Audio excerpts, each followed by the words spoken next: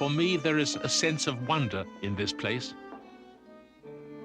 One can almost hear within it, reflected by its vaulted ceilings, the sound of Jewish prayer. For this was once the great synagogue of Toledo, and its memory of a flourishing Jewish life in Spain persists. That time is gone, but its bittersweet legacy lives on. By the 9th century, North Africa and Spain were in the hands of Muslim rulers. The Jews had followed the conquest of Islam across North Africa and into Spain. To the north, Christian Europe was beginning to awaken and was on the verge of profound changes. The cultures of 3 great faiths would meet on the continent of Europe. The Jews would join in the transformation of that continent and would themselves be transformed.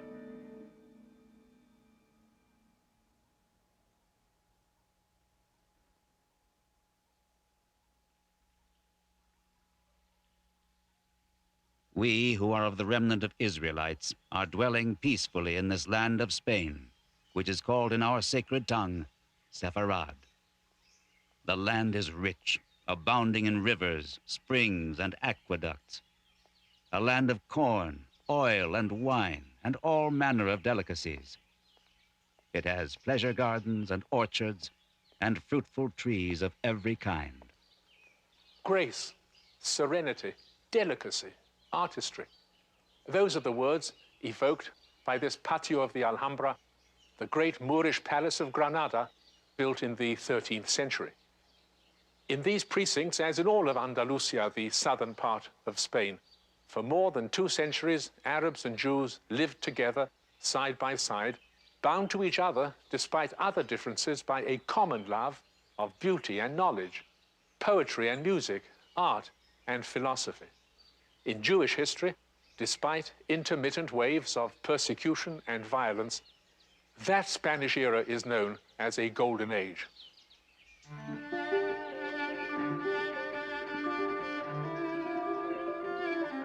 The great wave of Muslim conquest that swept across North Africa had broken upon the shores of Europe, leaving Spain in the hands of Moorish rulers. Jews had followed in the wake of the Muslim conquests, joining in the development of new lands and sharing in the first great florescence of culture since the days of the Roman Empire. Arab civilization built upon a foundation laid by other cultures before it, among them that of the Jews.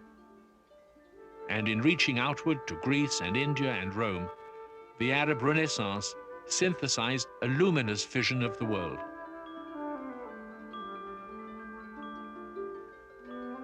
In delicate patterns, the words of the Quran, the holy book of Islam, were carved upon the walls of Muslim palaces. Everywhere in a profusion of detail, beauty and faith were intertwined.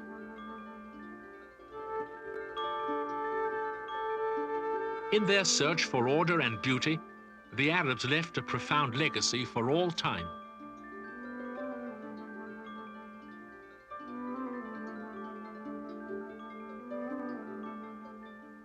The Arabs delved into the sciences and into mathematics.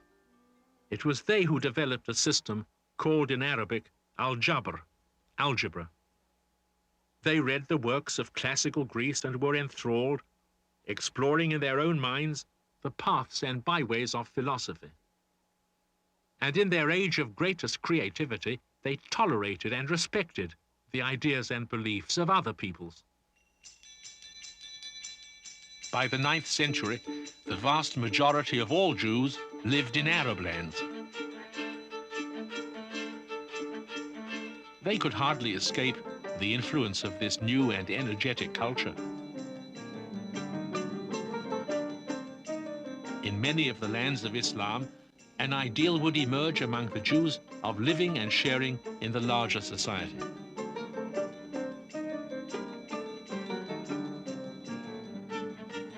Nowhere was this ideal more fully realized than in the Muslim lands of Spain. Here in the great mosque of Cordoba, early in the 10th century, Abdul Rahman III established the independent caliphate of Muslim Spain and invited to his realm Arab poets and scientists, scholars and philosophers. Here the Jewish linguist and statesman Hasdai ibn Shaprut served in the court of Abdul Rahman and founded a Jewish court of his own. In so doing, he created a center of Jewish culture unique in the world of his time. A new world of Judaism would be born in this land, the world of the Sephardim, the Spanish Jews. Over the years, they would play a conspicuous part in the government, in the statecraft, and in the scholarship of Moorish Spain.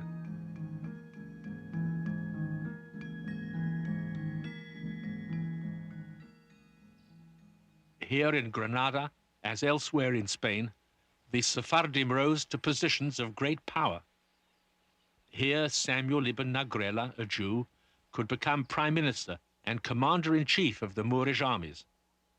His son, Joseph, would succeed him and plan, it is said, the construction of the great red palace, the Alhambra.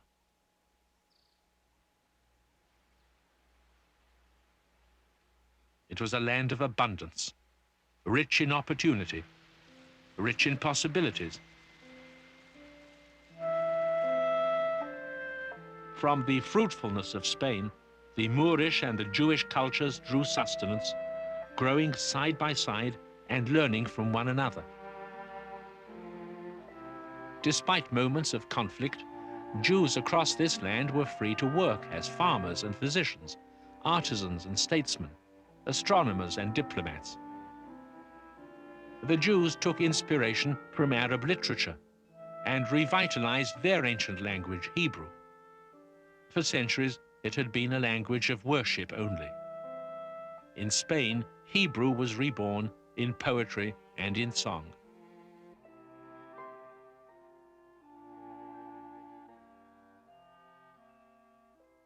The golden age of Muslim Spain would come to an end as the land broke into separate and warring kingdoms. But even in its final days, its remarkable vitality would find new expression. 3 centuries of the Golden Age resonate in the work of a single man, the greatest Jewish scholar of his time, Moses ben Maimon, better known to history as Maimonides. But to his people who revered him, he was and is known by other names. Rambam, the great eagle, to signify his soaring intellect. And most simply, the second Moses.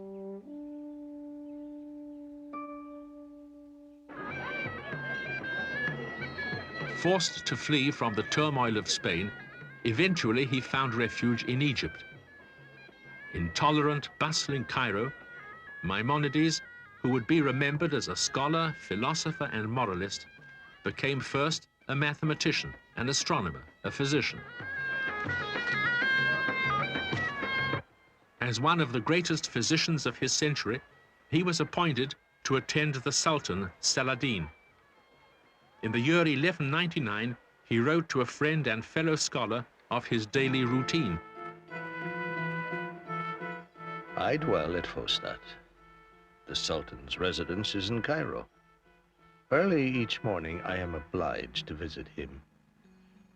When the Sultan does not feel well, or when one of his children or wives is ill, I cannot leave Cairo.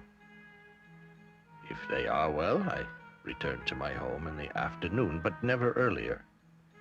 All the rooms are crowded with people. I treat them and dispense prescriptions. The coming and going of patients lasts until evening. When night falls, I cannot speak for exhaustion.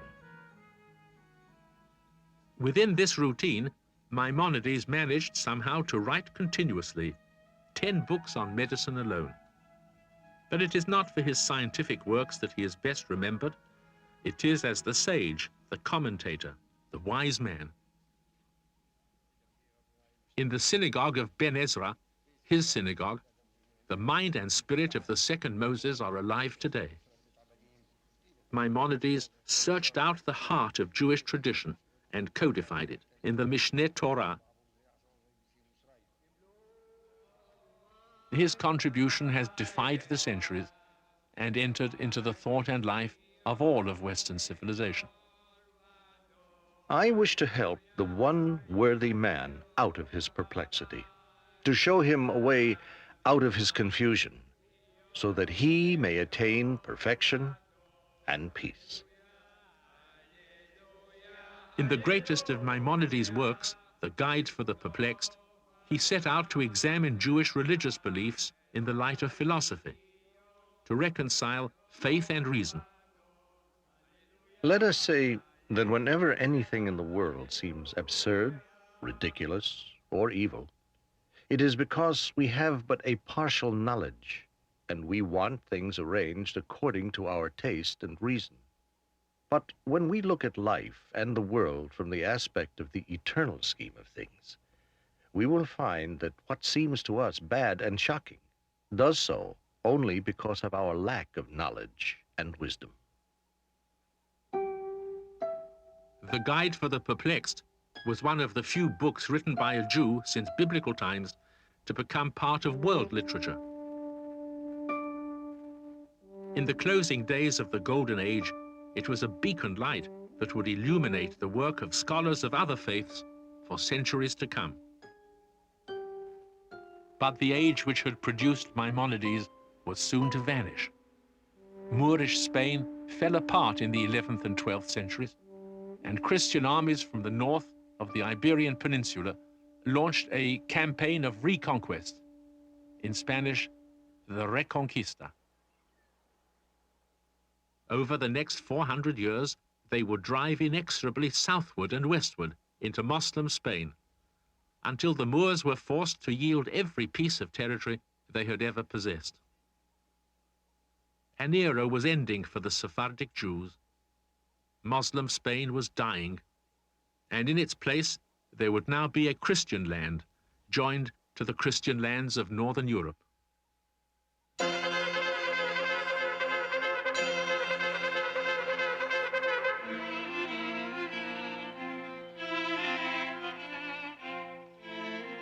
Europe, in the areas that are now Germany and France, was for centuries a region of vast forests, a wilderness with villages huddled for protection near the walls of wooden fortresses. While the Renaissance of Arab culture reached its heights, Northern Europe remained little more than a fragile outpost of civilization. It was a primitive land with a population barely clinging to the remnants of a culture brought to them by Rome centuries before. There were no nations, no national boundaries. The only bond between the people was their Christian faith. The first Jews to penetrate to this land were traders bringing goods from the Mediterranean. But in time, as stability and peace were ensured by feudal lords, Europe would become a home for the Jews.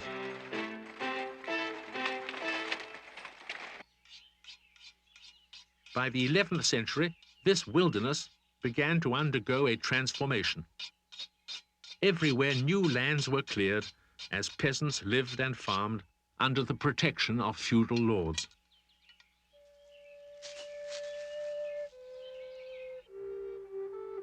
Villages grew into towns, and where once stockades and wooden huts had served, stone walls now rose. In the streets and alleys of these new towns, amidst the bustle of carts and wagons, of pack mules and human porters, it was Jews who were the merchants, they who offered goods for sale from the great manufacturing and trading centers of the Mediterranean and the East.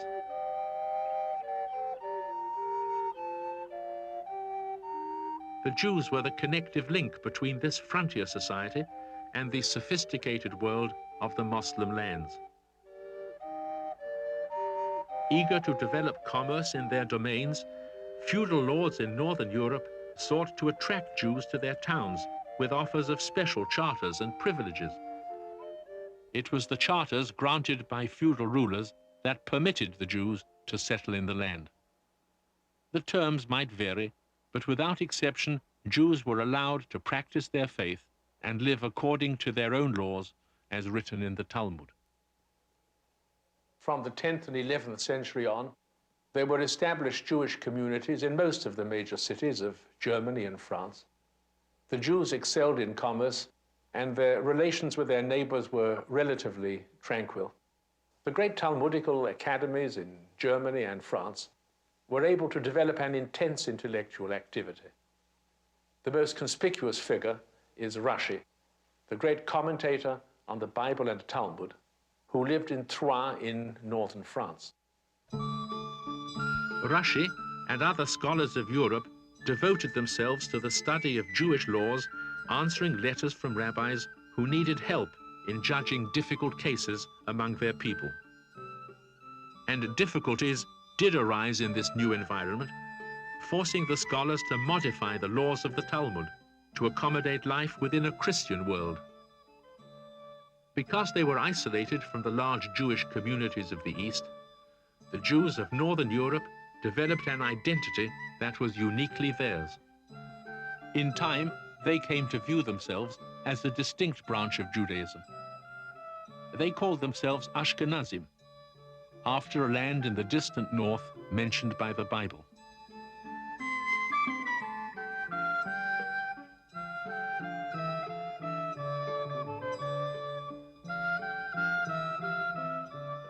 In many ways, the Jews were but one people among the peoples of Europe. In one way, however, they were unique. In matters of religion, Jews were the only strangers. In a world where every event of nature was a mystery, a man's religion provided the only path of understanding. And where men disagreed about religion, they disagreed about the world. For centuries, there had been a competition between the faiths. In the statuary of medieval churches, Judaism was often portrayed as a beautiful woman wearing a blindfold because she refused to see that Jesus had been the Messiah. Across from her, Christianity was shown triumphant, the noble possessor of the truth.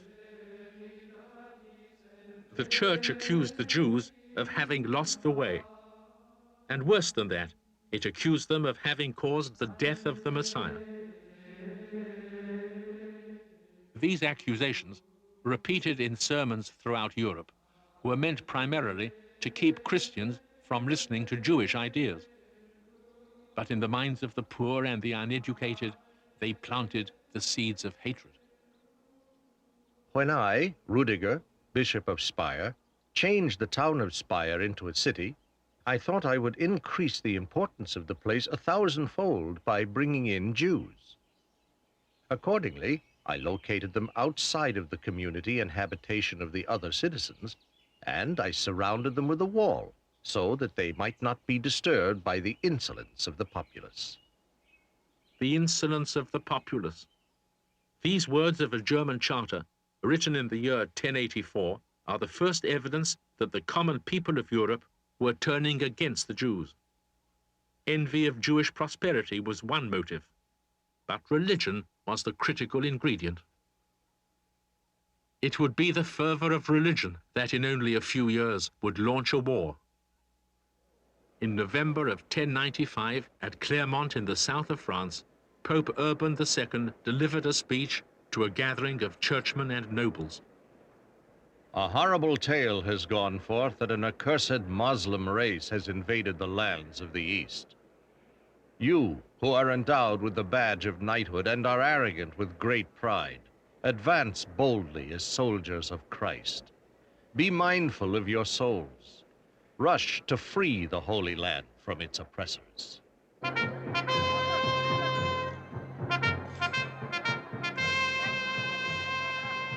In every corner of Europe, Christian nobles prepared for what would come to be called the First Crusade. Before the nobles could organize their armies, however, masses of paupers began to assemble. For these, the poor of Europe, the crusade seemed a great adventure, a chance to escape the misery of their lives. Most of them hardly knew where the Holy Land was, nor indeed who exactly their enemies might be. Their ignorance at this moment of zealous enthusiasm could lead only to disaster. The paupers now engaged in a war that Pope Urban had never intended. At the end of April 1096, in the Rhine Valley, groups of rabble crusaders assembled into armies. On the morning of a Jewish Sabbath in the beginning of May, they attacked the great Jewish community of Speyer. The Jews fled to the bishop, who used his own troops to fight off the crusaders. The rabble armies now turned against the Jews of other towns. Jews were threatened with death unless they would abandon their Judaism and convert to Christianity.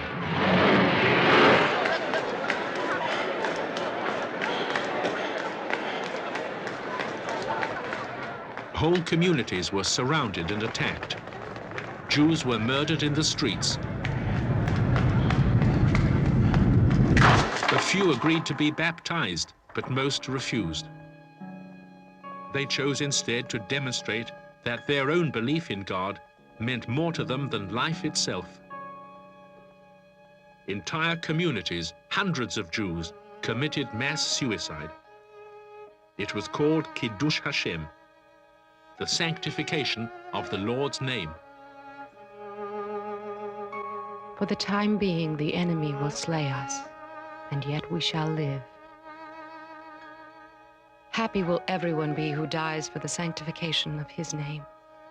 For such a one, the world of darkness is transformed into a world of light, and the fleeting world into one that shall exist forever and ever.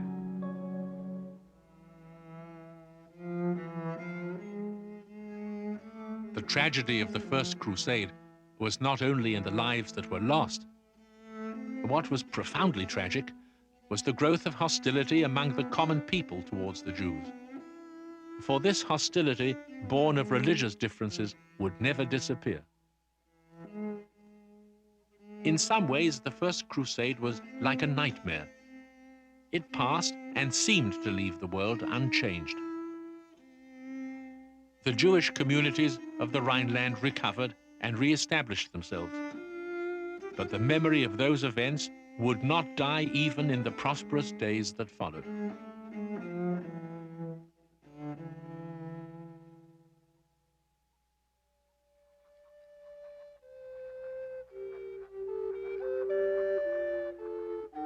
The 12th century that now began ushered in a period of expansion and development for the Christian lands of Europe. Towns and cities grew as men left the countryside to become merchants and craftsmen. In these walled towns, burgs they were called in German, a new class emerged, the burghers, in French, the bourgeois. For each of the trades in a town, there was an association or a guild with its insignia and its meeting hall. There were guilds for merchants, for tanners, vintners, weavers, glaziers, for every imaginable occupation. The craftsmen of the guilds were of humble origin, peasants from the countryside or simple villagers. They feared to include in their ranks any men of different background. Almost without exception, the guilds were closed to Jews, excluding them from most aspects of the new economic order. But the growth of trade and commerce also offered new opportunities. And as shipments of goods swelled and laborers had to be paid, one thing came to be needed in great quantity: money. Currency was necessary for economic growth, and coins became such a valuable commodity that men paid interest of more than 30% to borrow them. Christians were forbidden by the Catholic Church to lend money to other Christians for profit. And as the demand for money increased, Jews responded by providing the needed loans. It was a natural economic move for them. As merchants, they had had experience in keeping accounts and managing credit. And although in time Italian moneylenders would displace them, for the moment, Jews became the source of money for investments.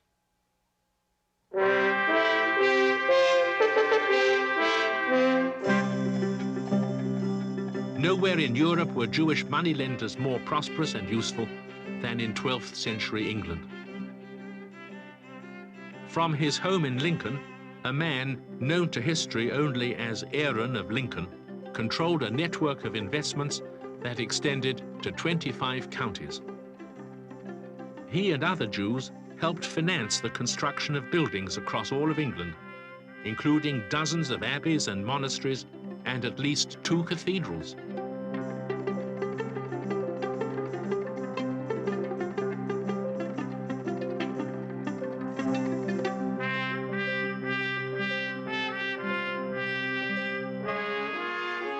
The role of Jews in financing the new economy was a productive one everywhere.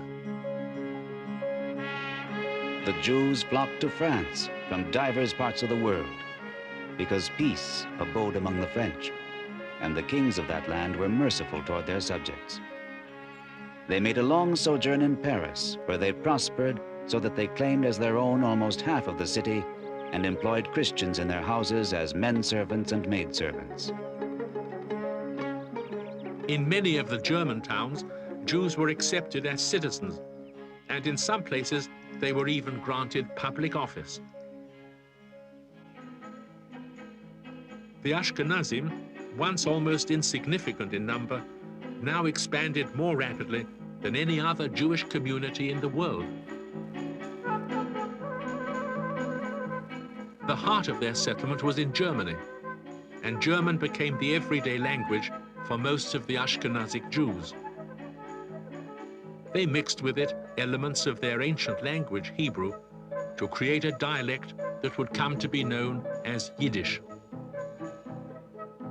In the spirit and vitality of their customs, in their separateness as a community, they found fulfillment.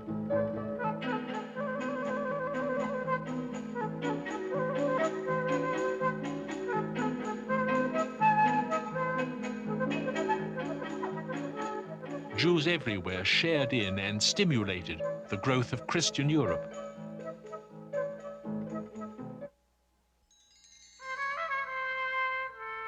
In Spain, Christian armies continued to reconquer the land from its Muslim rulers. By the middle of the 12th century, thousands of Spanish Jews had been brought under Christian rule.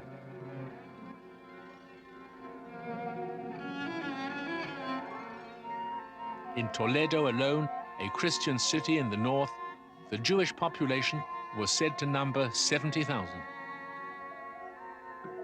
While Berber rulers brought intolerance to Muslim Spain, Jewish refugees were welcomed in Toledo. They arrived carrying precious manuscripts of philosophy, poetry, and science. Their knowledge would help to save the heritage of Moorish Spain from the flames of destruction. Their golden age would now be kept alive in the lands of Christian Spain. In the synagogues of Christian Toledo, the patterns and motifs upon the walls demonstrate the debt of the Jews to their Moorish past.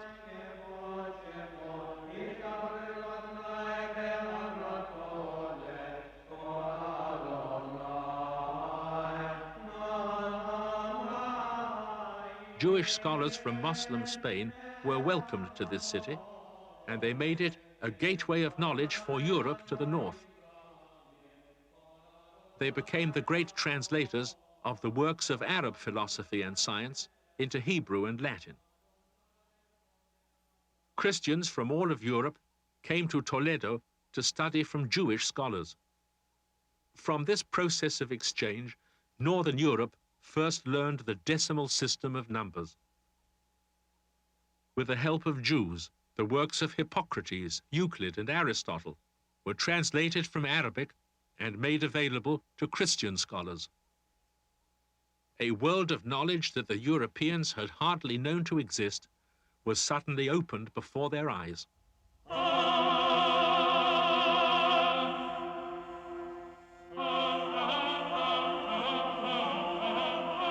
It was the age of the great cathedrals, of Chartres and Notre Dame. An age of technological advances, of mechanical clocks, water mills, and spinning wheels.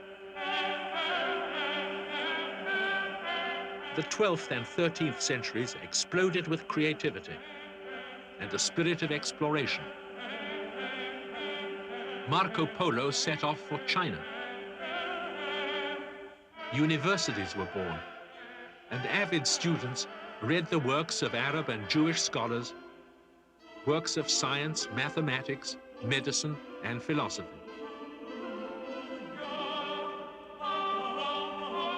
New knowledge broke upon Christian Europe with the force of revelation.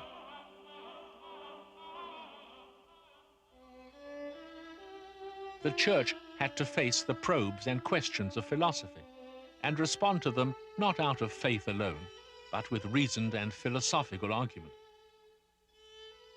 Church scholars turned to Arab and Greek and Jewish philosophy, searching eagerly to infuse the doctrines of the Church with the new spirit of rationalism.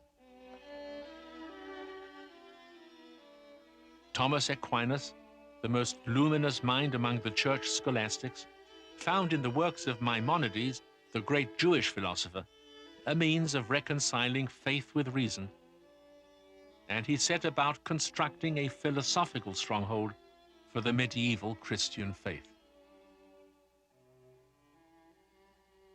Man has a natural desire to know the causes of whatever he sees. Through wondering at what they saw, men first began to philosophize. But God is the first cause of all. Therefore, man's last end is to know God. It was a time of charity and humanity within the Church, a time when the monastic orders sought to renew the ideal of poverty and simplicity in the service of faith. The time of St. Bernard and of St. Francis of Assisi, of quiet dedication to nature and human kindness. But in this complex era, the Church was sometimes threatened with movements of revolt. When reason and persuasion could not prevail over those who questioned its doctrines, the Church began to respond with force. It established commissions of inquiry to seek out heretics. Thousands of dissenters lost their lives.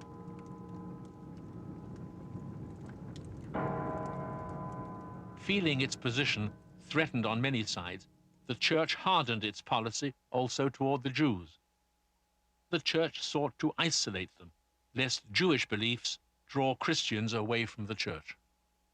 For the competition between the faiths had never really stopped. In the year 1215, a church council at the Lateran Palace in Rome issued a decree. In certain provinces, such a confusion has arisen that Jews and Christians cannot be distinguished. We hereby order that the Jews in every Christian province shall be marked off in the eyes of the public through the character of their dress. In many places, Jews were required to wear yellow badges and pointed hats. The purpose was to separate them from Christians. A quarter century later, Pope Gregory IX took a step that would strike at the heart of the Jewish heritage.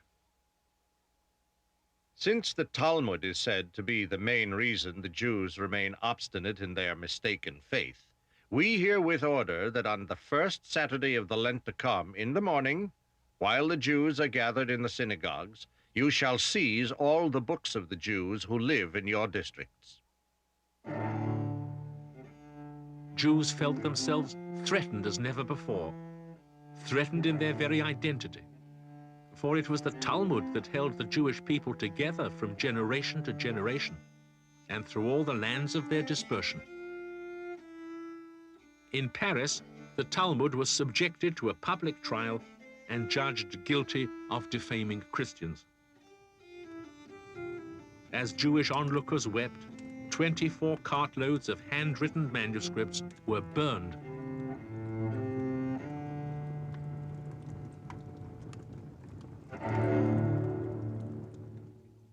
But the laws and edicts of the church could not be enforced without the approval of the local rulers. And while some rulers applied the anti-Jewish regulations, most did not. Their interests lay in the well-being of the Jews and the prosperity they brought to their realms.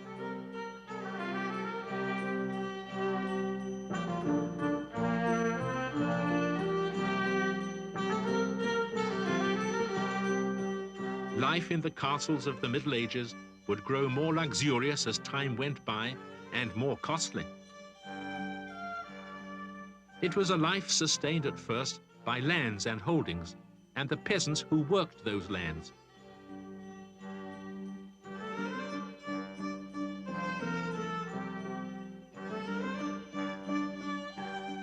But as the need for money grew, the nobles turned to taxation.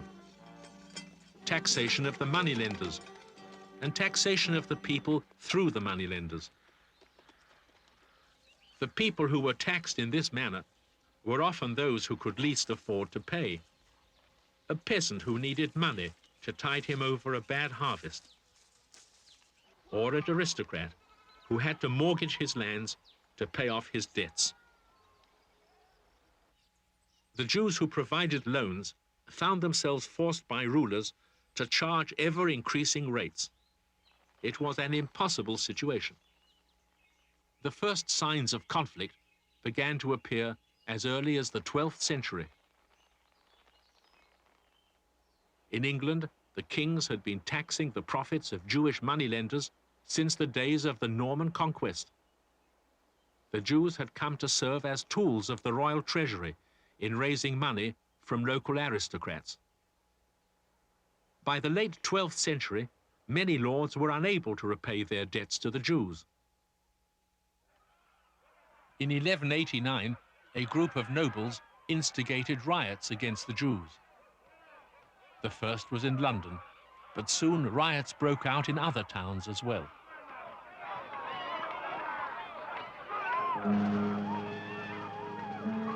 In March of 1190, local barons in the town of York plotted to murder their Jewish creditors.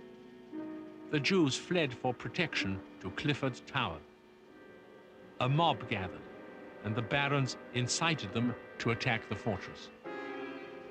The whole of the workpeople, the youth of the town, and a large number of country folk joined in the cruel business as if each man was seeking his own gain. The attackers rejoiced in the certainty of their approaching victory. On the morning when the mob finally forced its way into the tower, it found many of the Jews dead by their own hands. Those who were still alive were slaughtered on the spot. The violence that erupted in England was a somber warning. Where economic resentment was added to religious animosity, the hatred that resulted could not be contained. All across Europe, in varying degrees, Jews acted as intermediaries for rulers in exacting money from their subjects. This then was the sequence. Kings and nobles protected the Jews for a time and borrowed heavily from them in order to be able to govern. They then taxed the Jews heavily in order to recoup a part of their expenses. The burden of this tax was passed on to the people. As taxation grew heavy, the bourgeois of the cities and the peasants of the countryside began to rebel against both the nobles and the Jews. Juries were ransacked and nobles assaulted. At this moment of crisis, with rebellion threatening, rulers across Europe began to see the Jews as a political liability. In order to appease their subjects, the rulers now ended their relationship with the Jews. We, Charles II, for the honor of God and preferring to provide for the peace of our subjects rather than to fill our coffers, although we enjoy extensive temporal benefit from the Jews, do expel from our counties all Jews, not only for the present, but for all times. In what can only be termed an epidemic of expulsions, nobles everywhere began to rid their domains of Jewish communities. In 1290, Edward I banished the Jews of England, 16,000 in number, and confiscated their property. They would not be allowed to return for almost 4 centuries. 16 years later, Philip the Fair expelled the Jews of France and seized their goods. Later, they would be readmitted when it seemed profitable to the king, and expelled again when he had gotten from them all he could.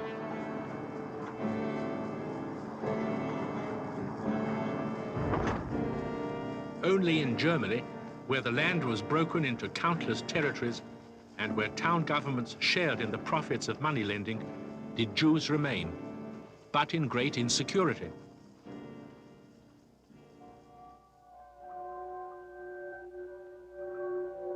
The 14th century world, in which thousands of Jews now found themselves adrift, still retained many elements of the Dark Ages. For the unlearned, it was still a world ruled by magic and miracles. People thought fireflies were the souls of infants who had died before they could be baptized, and that heart attacks were the work of demons. Phenomena not otherwise accounted for were attributed to the influence of the planets, or finally, to the will of God. But in 1347, there occurred an event so terrifying, so devastating, that no explanation, not even the will of God, seemed adequate. In October of that year, a Genoese trading ship drifted into harbor at Messina in Sicily.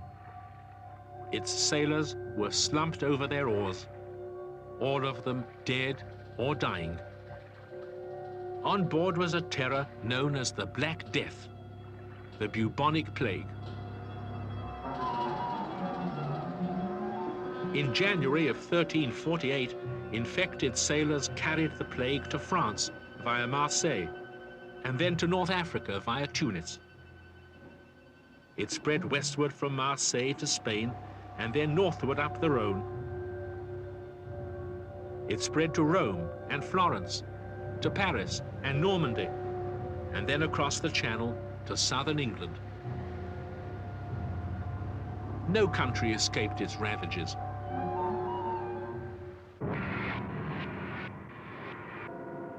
The contemporary descriptions are shocking. The common people fell sick daily by the thousands. A great many breathed their last in the public streets, day and night. Everywhere, the city was teeming with corpses. People would drag them out of their homes and pile them in front of the doors. It was not uncommon to see a single bier carrying husband and wife, 2 or 3 brothers, father and son, and others besides. The disease began as swellings in the armpits or groin that sometimes grew to be the size of eggs. The swellings quickly spread over the entire body and turned to black and livid blotches. In 2 years, the bubonic plague claimed some 24 million lives, 1/3 of Europe's population. It shredded every legal and human bond that held medieval society together. In despair, people looked everywhere for an explanation, looked everywhere for a way to halt the plague before it killed them all. A rumor spread from city to city that Jews had poisoned the wells. Pope Clement VI came to their defense. Recently, we have heard that certain Christians, seduced by the devil, are blaming the Jews for the pestilence which God is afflicting upon the Christian people. But this pestilence is all but universal. It afflicts both the Jews themselves and many other people that have no contact with the Jews. The accusation against the Jews is absurd. In vain, Pope Clement argued for reason. Throughout Europe, communities were attacked. 2,000 Jews were burned in Strasbourg, thousands more in Mainz. Social order disintegrated, and the number of Jews murdered by the mob grew steadily. It is a dangerous platitude to say that the Jews of Europe were made a scapegoat. It is dangerous because it explains nothing. It does not explain the anger felt everywhere against the Jews that led not only to the killings of this period, but also to the anti-Jewish attitude among Europeans that was to survive for the next 500 years. In the course of the Middle Ages, the Jews had come to be resented by the common people for complex religious and economic reasons. Religious resentment was born of the unfortunate competition between the Jewish and the Christian faiths that had started more than 1,000 years before. That competition had resulted in formal action by the church that had further alienated the Christians from the Jews. But the economic resentment of this period was new, and when combined with religious and social differences, it proved to be the most destructive of all. The Jewish communities of medieval France would never recover. Those in Germany continued subject to constant attacks and expulsions until they were decimated and impoverished. Only in the east of Europe, in Lithuania and in Poland, could the Jews find lands where they were protected, lands where the future offered hope.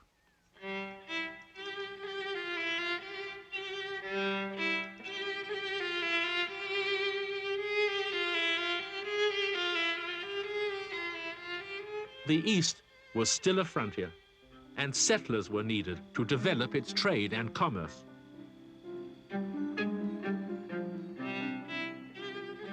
It was here that the Ashkenazim would find a home to shelter them once again.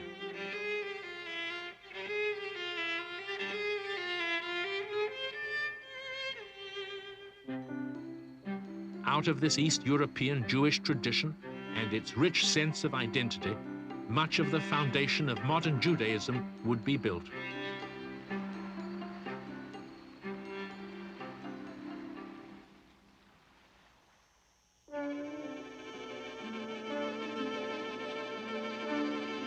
Spain. Spain had not been immune to the horrors of the Black Death, nor was it immune in the aftermath of the plague to the turmoil of social upheaval. Toward the end of the 14th century, the virus of anti-Jewish attitudes born in Northern Europe began to make its way into the mainstream of Spanish culture.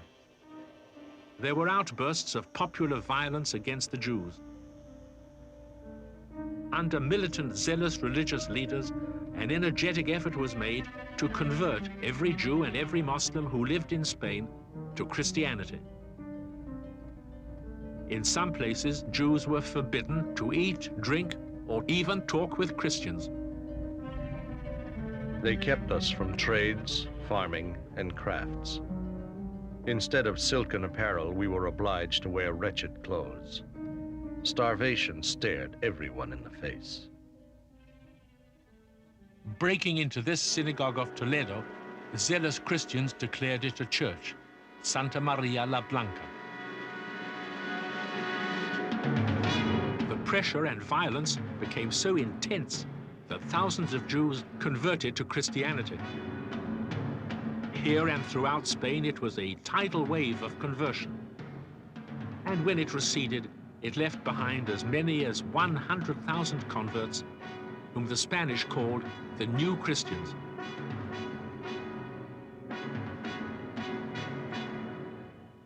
This proud community, the Sephardim, so integrated into Spanish life, was suddenly torn apart. Many converted in public, but continued to observe their own faith in private. Resentment appeared against those Jewish converts who held to their ancient customs. Angry Christians called them marranos, from a Spanish word for swine. When the kingdoms of Christian Spain were at last united under the rule of Ferdinand and Isabella, the two monarchs set out to purify the faith of their Christian subjects. On the first day of the year of 1481, the Spanish Inquisition began its ruthless task: to obliterate any and all vestiges of Jewish practice among the new Christians, to destroy totally any relationship between the converted and the remaining Jews of Spain. Thousands were tried and tortured. Thousands were burned at the stake. But 11 years of terror and torture were unable to destroy the bonds between the converts and their Jewish heritage. The Spanish Inquisition now demanded a further and more radical action. In this majestic hall of the ambassadors in the Alhambra, on the 31st of March, 1492, the long and illustrious history of the Jews of Spain came to a tragic and fateful end. It was here that King Ferdinand and Queen Isabella, responding to the pressure of Thomas de Torquemada, the Grand Inquisitor, issued the Edict of Expulsion, requiring all the Jews of Spain to convert to Catholicism or to leave the country by the end of midsummer. According to the report of the Inquisitors, there has come to light the great harm to new Christians due to their contact with Jews. Therefore, we have decided to order all Jewish men and women to leave our kingdom, and they should not dare to come back neither to reside, to pass through, nor for any reason whatsoever. Throughout the spring and early summer of that year, more than 150,000 refugees clogged the roads of Spain, leaving behind their homes and vineyards, their workshops, their synagogues, their places of learning, their memories of triumph and of trial in the unforgettable centuries they had lived under Arab and Christian rule. This was the most massive of the many expulsions in Europe. But it was not merely an expulsion. It was the sad end of 5 centuries during which Jewish life and Jewish thought had reached great heights in Western Europe. In Spain particularly, Jewish life had been imbued with a new ideal. It was the ideal of living fully and creatively within the larger society, while remaining faithful to the ancient values and traditions of the Jewish people. And so on a certain summer day in August, in the very month that Christopher Columbus embarked on his voyage of discovery, the last Jewish refugees set sail from Spain. The memory of that tragic moment persists. But even in that moment of despair, there were the seeds of hope. For they carried with them a legacy of faith that would sustain the Jews of Spain and of all Europe in other lands and in new worlds yet to be discovered.